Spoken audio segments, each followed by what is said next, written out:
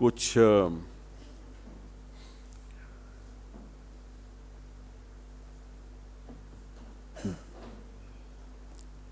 बहुत गंभीर बातें देश के सामने आई हैं, जिसके बारे में आज आपके द्वारा हम चर्चा करेंगे।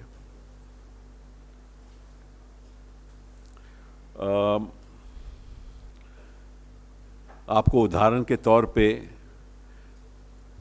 एक बात कहना चाहता हूं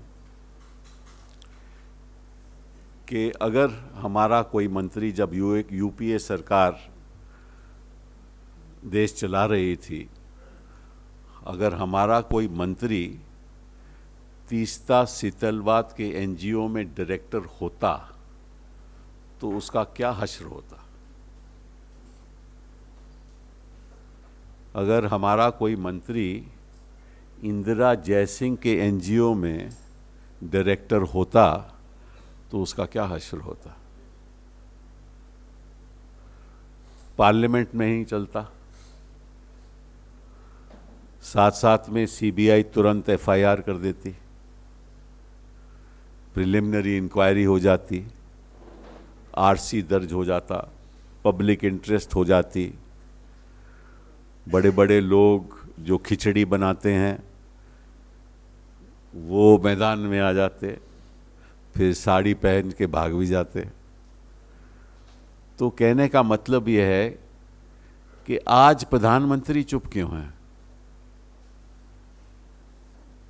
उनके चार मंत्री एक एनजीओ के डायरेक्टर हैं। 4 मंत्री, डिफेंस मंत्री, कॉमर्स का मंत्री, सिविल एविएशन का मंत्री और एक्सटर्नल अफेयर्स का मंत्री। अब मैं आपसे पूछना चाहता हूं कि हिंदुस्तान के इतिहास में कोई मंत्री किसी एनजीओ का डायरेक्टर आज तक हुआ है?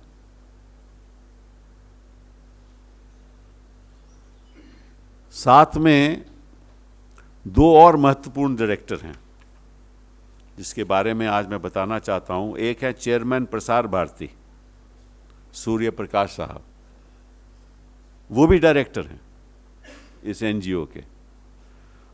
और साथ में राम माधव साहब, who is the general secretary of the BJP.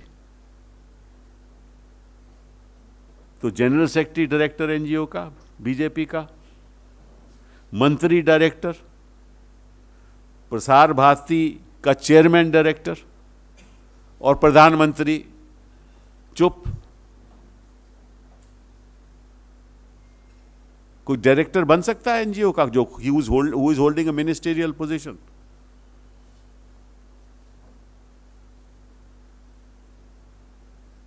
आपको याद होगा नेशनल एडवाइजरी काउंसिल में सोनिया जी, आपको मालूम है, चेयरमैन थी और वो सरकार की फंडिंग के द्वारा बनाई गई थी, मंत्री नहीं थी।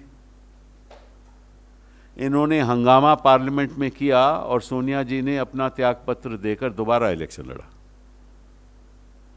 वो मंत्री नहीं थी। ये तो सरकार के मंत्री हैं। ये एनजीओ के डायरेक्टर कैसे हो सकते हैं?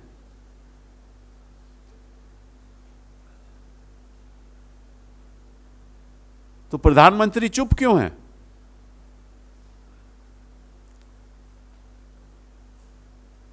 और मैं आपको, शायद इनको मालूम नहीं ये क्या कर रहे हैं, ये इनको कानून का मालूम नहीं। ये foreign exchange, the foreign contribution regulation act 2010 की कॉपी मेरे पास है और उसमें सेक्शन 3 में लिखा है, अभी मैं आता हूं राम माधव जी के संबंध में, लिखा है no foreign contribution shall be accepted by any political party और office bearer thereof. So Ram Madhav ji is an office bearer. He is the general secretary of the BJP. How can he be a director in India Foundation? It is a violation. It will result in prosecution and imprisonment.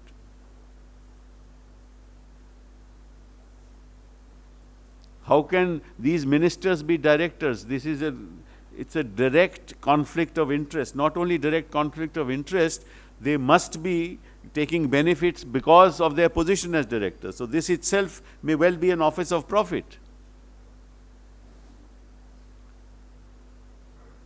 And it's a direct conflict of interest.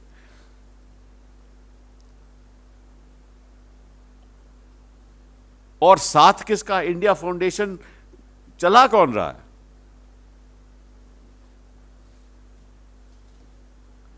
आजकल तो ये हो रहा है कि जय का शौर्य और शौर्य की जय।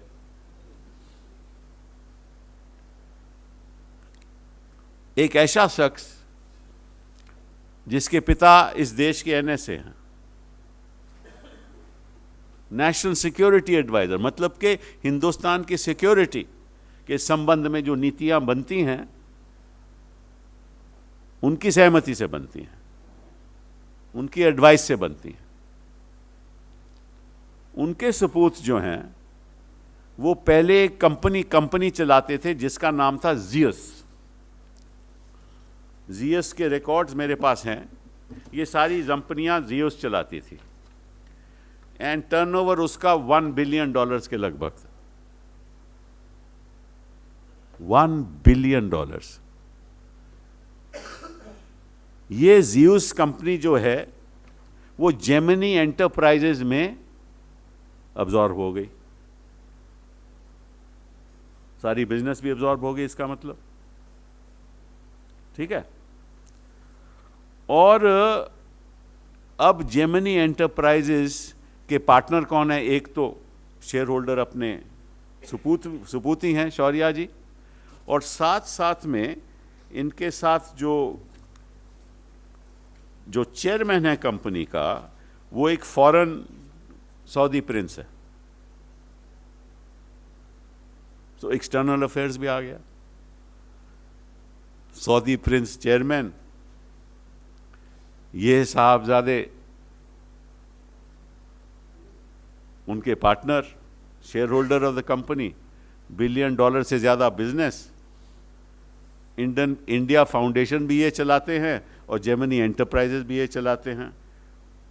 और लिखा जाता है कि दिन में जेमिनी एंटरप्राइजेज चलाते हैं तो कब, अगर if he does business for Gemini Enterprises during the day, does India Foundation do things during the night? I don't know. तो बिजनेस भी साथ और चैरिटी भी साथ और मंत्री भी साथ। ये तो मतलब कि this cocktail of interests has never been seen before in this country. The mix of ministers along with business, along with public interest. And who funds it? That's also interesting. ये कहते हैं कि साहब जो हमारी इनकम होती है ना वो स्पॉन्सरशिप द्वारा होती है, इवेंट्स की। अदरवाइज जो हमारा रेवेन्यू है वो केवल सूविनियर्स हो गए, जर्नल्स हो गए, एडवर्टाइजमेंट्स हो गई, कॉन्फ्रेंसेस हो गई, उसके द्वारा हमारा रेवेन्यू आता है।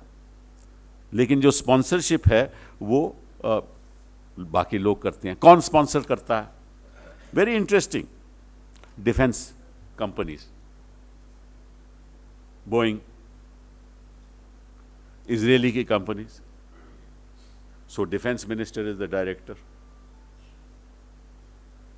फिर जो यहाँ की बड़ी बड़ी कंपनीज हैं, बाहर की बड़ी बड़ी कंपनीज हैं जिनका कॉमर्स के साथ ताल्लुक है, रोज सरकार में काम पड़ा रहता है, रोज काम होते हैं सरकार के साथ।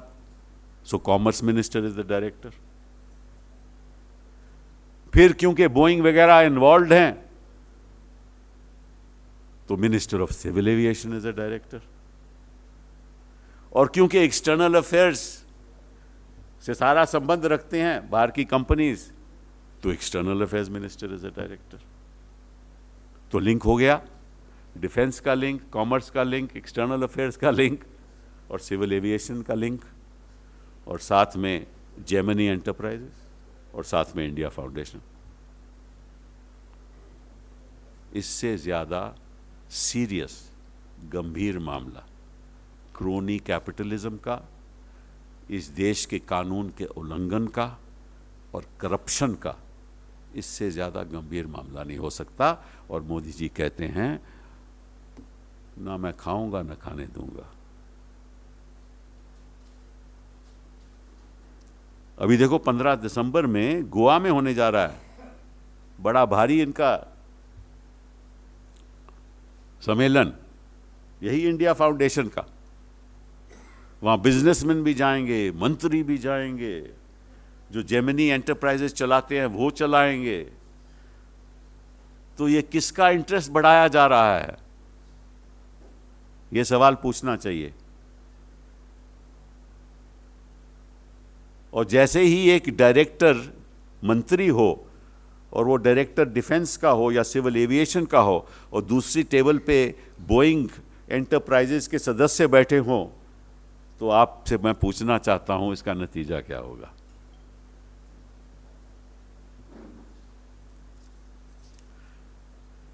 अब ये जो है इंडिया फाउंडेशन, इसका एफसीआरए का लाइसेंस जो है वो रिन्यूअल हुआ था 2017 में और 2022 तक वो लाइसेंस वैलिड है। लेकिन अगर हम एफसीआरए की वेबसाइट पे जाएं तो 2017 से पहले कब उनको एफसीआरए की परमिशन मिली थी और लाइसेंस मिला था, ये कोई जानकारी वेबसाइट पे नहीं है। होम मिनिस्ट्री की वेबसाइट पे तो है नहीं। फिर कौन इनको पैसे देता है, कितना देता है? बड़े बड़े उद्योगपति हिंदुस्तान में स्पॉन्सर करके इनको देते हैं, जिनके रोज काम पड़ते हैं, वो भी हमें नहीं मालूम। कितना पैसा मिलता है स्पॉन्सरशिप में, ये भी नहीं मालूम।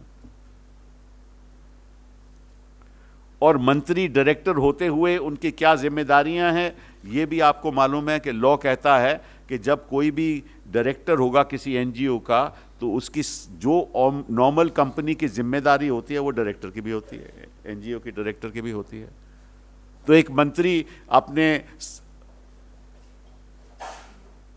नॉर्थ या साउथ ब्लॉक में बैठकर साथ साथ में वो एनजीओ का डायरेक्टर हो जाए, तो मैं समझता हूं कि लोकतंत्र में ऐसा तो मैंने आज तक देखा नहीं।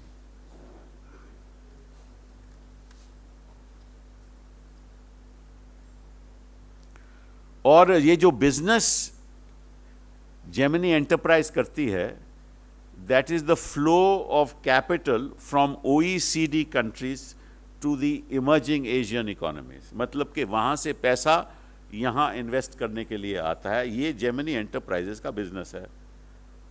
तो लाजमी तौर पे वहां बोइंग भी होगा और इजरायली कंपनीज भी होंगी और बाकी भी होंगे लोग, और लाजमी तौर पे हमारे हिंदुस्तान के भी कंपनीज होंगी। और अगर वहीं का जो हमारा कॉमर्स मिनिस्टर ही वहां का डायरेक्टर है, तो निश्चित रूप से ये काम उनके द्वारा भी होगा। तो क्या हमारे कॉमर्स मिनिस्ट्री के मंत्री क्या बिजनेस चलाते हैं?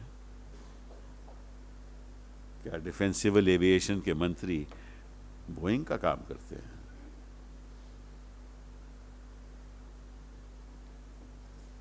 उन लोगों की सहायता करते हैं?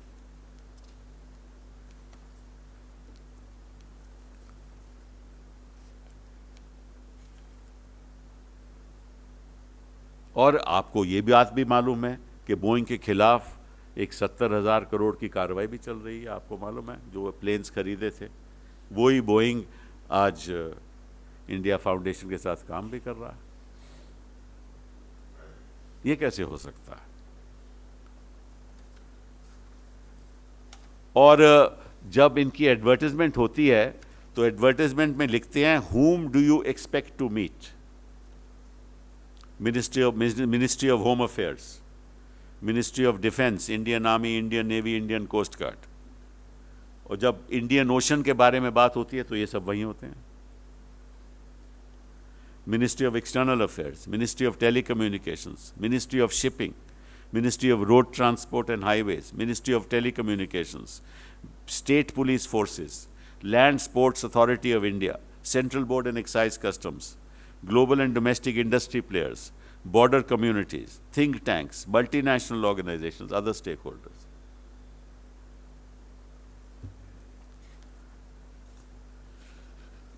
तो साथ साथ में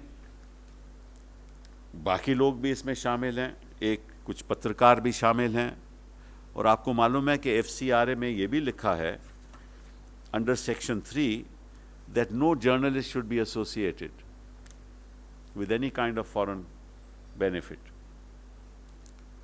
and no company engaged in the production and broadcast of audio news or audio and visual news or current affairs, and no journalist, editor, owner, printer, publisher of newspapers. You cannot be associated with any foreign network, cannot get any contribution. So how can the director, chairman of Prasar Bharati, in the light of this, be a director? I mean, it's a violation of section 3 straight away. This leads to prosecution. And this also probably results in offenses under the Prevention of Corruption Act, because you give benefits to companies, or you have a dialogue with companies to help companies. And what's the public interest? You are serving the cause of Gemini Enterprises and of international corporates and your own conglomerates, and facilitating them. This never happens on one platform. तो भाइयों, ये मामला हम इसलिए उठा रहे थे कि शायद प्रधानमंत्री जी को मालूम नहीं, बेचारे क्योंकि व्यस्त रहते हैं ना बड़े, उनको मालूम नहीं होगा, उनको क्या पता। तो हम अब पूछना चाहते हैं प्रधानमंत्री जी कि ये अब जो 4 मंत्री हैं आपके, आप कब बर्खास्त करोगे इनको, और कब अपनी CBI को, जो तुरंत प्रिलिमिनरी इंक्वायरी और RC कर देती है, तो कब आप कार्रवाई शुरू करोगे इन 4 मंत्रियों के खिलाफ और प्रसार भारती के चेयरमैन के खिलाफ, और कब आप राम माधव जी के खिलाफ कार्रवाई शुरू करोगे? ये हम पूछना चाहते हैं। और कब आप मन की बात इसके बारे में जनता को बताओगे? वो बहुत जरूरी है, क्योंकि आपने ही वादे किए थे बड़े बड़े कि हमारे कार्यकाल में क्रोनी कैपिटलिज्म होगा ही नहीं। इससे बड़ा उदाहरण क्रोनी कैपिटलिज्म का क्या हो सकता है प्रधानमंत्री जी, ये तो बताइए। लेकिन आप मौन रहोगे ये हम भी जानते हैं, आप कुछ नहीं करोगे ये हम भी जानते हैं। आपका जो रिकॉर्ड रहा है वो अपने आप में साफ जाहिर है कि आप कुछ नहीं करने वाले। नहीं करोगे तो फिर हमें प्रोसिक्यूशन करना पड़ेगा। धन्यवाद।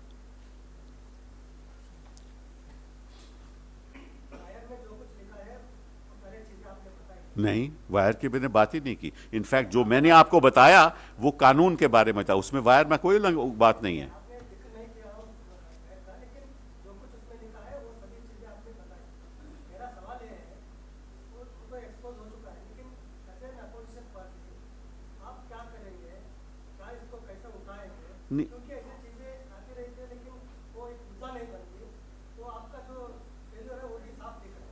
कौन सा फेलियर?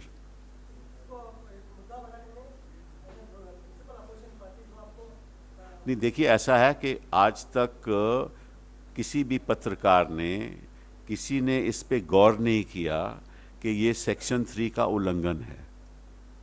ये तो अपने आप में प्रोसिक्यूशन होगी ना। किसी ने ये गौर नहीं किया, तभी तो मैंने सवाल शुरू में मैंने क्या सवाल किया, अगर हमारी सरकार का कोई मंत्री तीस्ता सेतलवाद की NGO में डायरेक्टर होता तो उसका क्या नतीजा होता। ये कोई पत्रकार ने आज तक, ना वायर की स्टोरी में कहीं और है।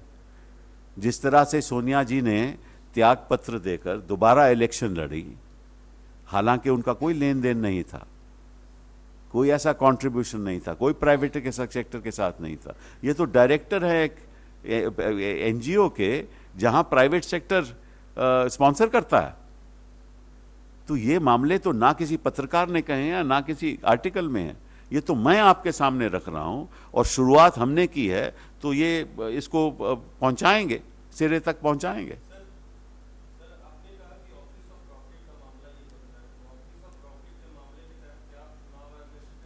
नहीं, पहले तो अभी मैंने कहा ना कि हमने, देखिए हमने कहा है अभी के प्रधानमंत्री जी को 4 मंत्रियों को बर्खास्त करना चाहिए, और बर्खास्त ही केवल नहीं, इस पे एफसीआरए के द्वारा और सीबीआई के द्वारा प्रिलिमिनरी इंक्वायरी और आरसीबी होनी चाहिए, और इनको रिजाइन करके, they will have to resign their seats if they are elected to the Rajya Sabha और the Lok Sabha, that's a separate issue. They should also fight elections afresh. After all Sonia ji ने हिम्मत दिखाई थी ना।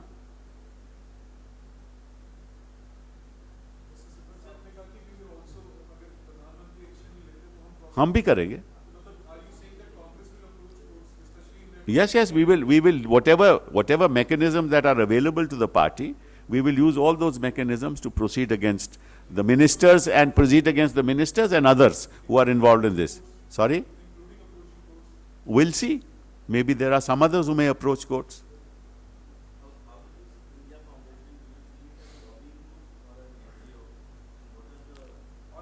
Now, as I said, this is a very interesting cocktail which has never been seen before.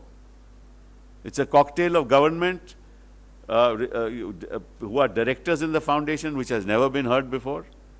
And then you have private business of billions of dollars, sponsorship by the very companies who seek favors from the departments in which the ministers are directors.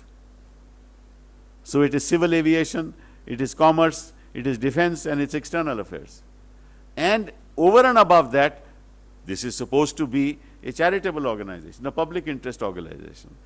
So how can there be public interest when government and business are on the same platform and they are talking to each other for the benefit of business? You're saying this platform is used for making deals rather than... Without any doubt. No. See, you make deals through discussions only.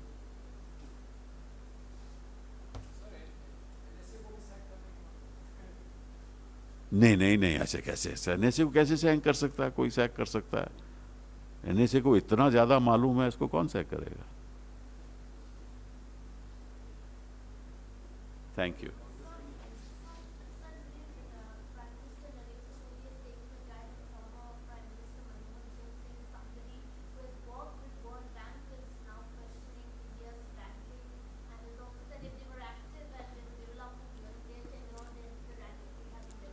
No, see, I think that the Prime Minister, I don't know whether he is informed about all the facts or not. Because most of the time the Prime Minister, for example, I remember the Prime Minister was asked a question by a young student as to what do you think about climate change? So you know what he said? He said कि आजकल climate change की बड़ी-बड़ी बातें हो रही हैं, लोग घबराते भी हैं इस बात पे, लेकिन एक आदमी जब बूढ़ा हो जाता है, तो जब वो बूढ़ा हो जाता है, वो कहता है कि अपने आप को, यार पिछले साल से ज़्यादा सर्दी थी इस साल। तो सर्दी उसको इसलिए लगती है क्योंकि वो एक साल बूढ़ा हो गया है, इसलिए नहीं लगती कि कोई क्लाइमेट चेंज हो गया है। ये प्रधानमंत्री जी का जवाब था क्लाइमेट चेंज के बारे में। तो अभी ईज ऑफ डूइंग बिजनेस के बारे में मेरा जवाब सुन लो, शायद उनको मालूम नहीं। जहां तक ईज ऑफ डूइंग बिजनेस का सवाल है, ये जो पैरामीटर्स होते हैं ये वर्ल्ड बैंक तय करता है, और prior to 2015 there were only one city in every country that was taken into account, right? And that was Bombay, Mumbai now in 2015 they changed it to 2 cities. So Mumbai and Delhi are the 2 cities for business in India. तो अगर प्रधानमंत्री जी सोचते हैं कि हिंदुस्तान में business केवल मुंबई और दिल्ली में ही होती है, तो प्रधानमंत्री जी बड़े जानकार हैं।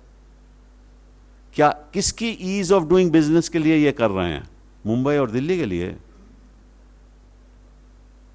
प्रधानमंत्री जी भूल गए तो इस देश में करोड़ों लोग हैं जो छोटी बिजनेसेस करते हैं। उनकी ईज के बारे में कभी उन्होंने सोचा? इनफॉर्मल सेक्टर के बारे में सोचा? स्मॉल बिजनेस, जो कारखाने हैं, जो लुधियाने में छोटा काम करता है, जो मेरठ में करता है, वाराणसी में करता है, आगरा में करता है, तिरुपुर में करता है, उसके बारे में सोचा? उसके बारे में इन्हें क्या वर्ल्ड बैंक ने सोचा? ये इस देश के प्रधानमंत्री हैं और सारी बिजनेस कम्युनिटी के देश के प्रधानमंत्री हैं। केवल कुछ चंद लोगों के, this is called creamy layer of businesses. He is not the prime minister of the creamy layer of businesses who are located at the top end of the pyramid in Delhi and Mumbai. And what are the two factors that were taken into consideration? E-filing, which was started by the UPA, and Insolvency Act, which was also conceived by the UPA. Right? Now the World Bank does not consider the impact of all this. Doesn't consider the impact of all this. So I don't know why the Prime Minister is patting himself on the back. Does he realize that our health index has gone down from 87 to 108? Yesterday's World Economic Forum report. Why doesn't he do a press conference and the finance minister do a press conference on that? And the global hunger index in India is worse than, in most countries of the world. We are way back. I think we are in the 180 something. Why doesn't the FM do a conference on that? What is the Prime Minister talking about? अरे भैया, कोई आपने कोई भाषण करना है तो सत्य तो बोलो देश के सामने। उन लोगों को, जो गरीब लोग हैं, जिनका बिजनेस खत्म हो गया डिमोनेटाइजेशन, नोटबंदी की वजह से, जिनका जीएसटी वजह से काम बंद हो गए, उनके बारे में प्रधानमंत्री नहीं सोचते। प्रधानमंत्री की नजर केवल वर्ल्ड बैंक पे है और उनकी रिपोर्ट पे है, जो मुंबई के सबसे बड़े बिजनेसमैन और सबसे बड़े जो दिल्ली के बिजनेसमैन, उनको फायदा पहुंचाती है। इसलिए प्रधानमंत्री बने हुए हैं हिंदुस्तान के, उनको फायदा पहुंचाने के लिए और देश को बोलने के लिए, देखो मैंने क्या कमाल कर दिया। अरे कमाल तो तब करोगे जब छोटा बिजनेसमैन आपको बोलेगा कि आपने कमाल कर दिया।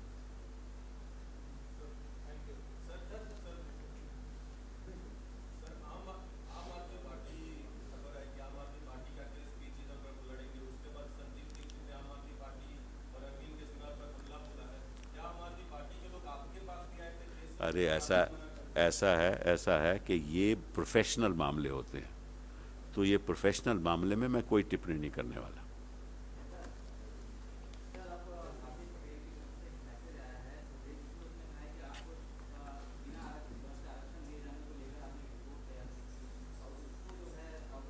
और यार वो मुझे मैसेज भेज दे, मुझे भी पता लग जाए कि वो आया कि नहीं। कोई मुझे भेज देना यार मैसेज।